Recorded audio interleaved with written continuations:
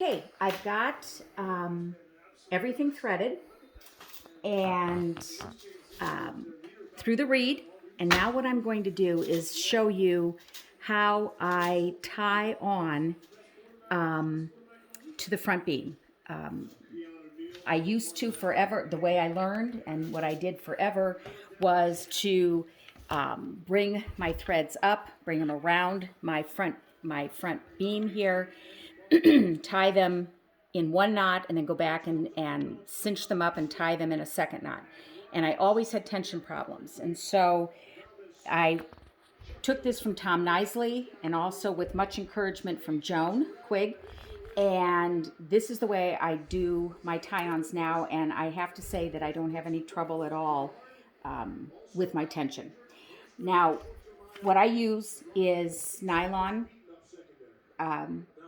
twine or nylon thread. And another thing that I have kind of improvised is I used to try to figure out just what distance I needed. And I was told by some people, if you measure the width of your warp 3 times or 4 times, that's how much thread you're going to need. And I wasted a lot of thread because I never had enough. So what I do now is I get a basket or a bag or whatever, and I drop my spool into that basket, drop it to the floor, and then I take the end and I just work with this end all the way across and then cinch it up at the end. And I'll show you quickly how I do that. So I literally I tie all of my bouts. They're in about an inch to an inch and a half bout. And I tie them with a knot. And then I take my thread and I go around my front beam. And this is going to be very loose and feel very odd. I go through the bout, I go underneath, and then I go through the next bout.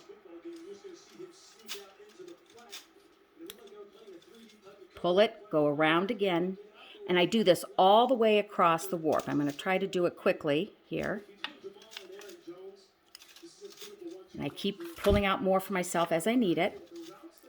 And I keep going around. I think that is there it is. All right. And I just keep going through the middle. Keep giving myself more here.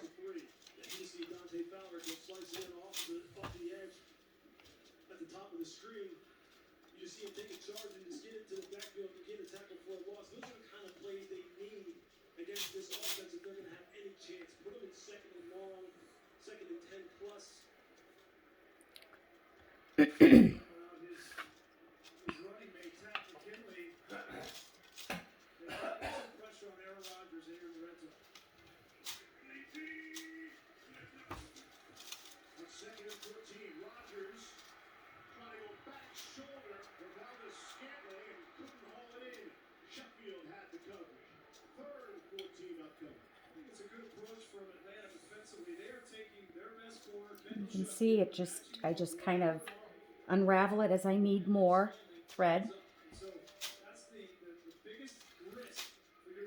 But it's amazing how well this works compared to the way I did for years and years and struggled with. My buddy Joan talked me into doing it, and I'm not looking back. So.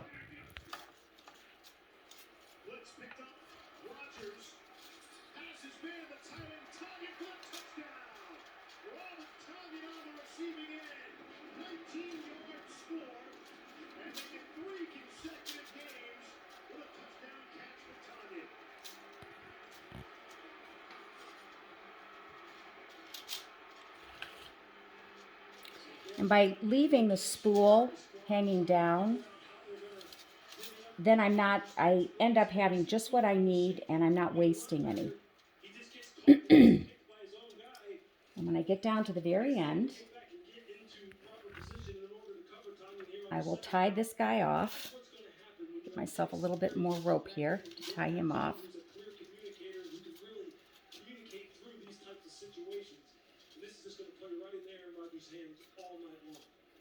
And I just tie that guy just kind of loosely,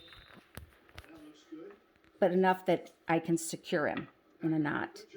And the only downside to using the nylon that I've found is that it wants to unravel. So you can either burn the end of the thread, which will seal it off, or I just usually tie a knot on the end of it, and then that way it won't go anywhere. But that's the only downside. I like using the nylon because it's very strong. It doesn't want to tear off on you.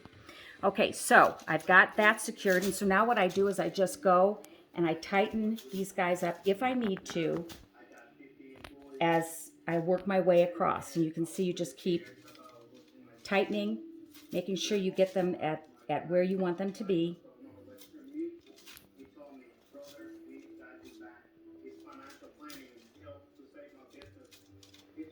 And I can actually tighten up my work just a little as I go across, making sure I've got them nice and tight and even.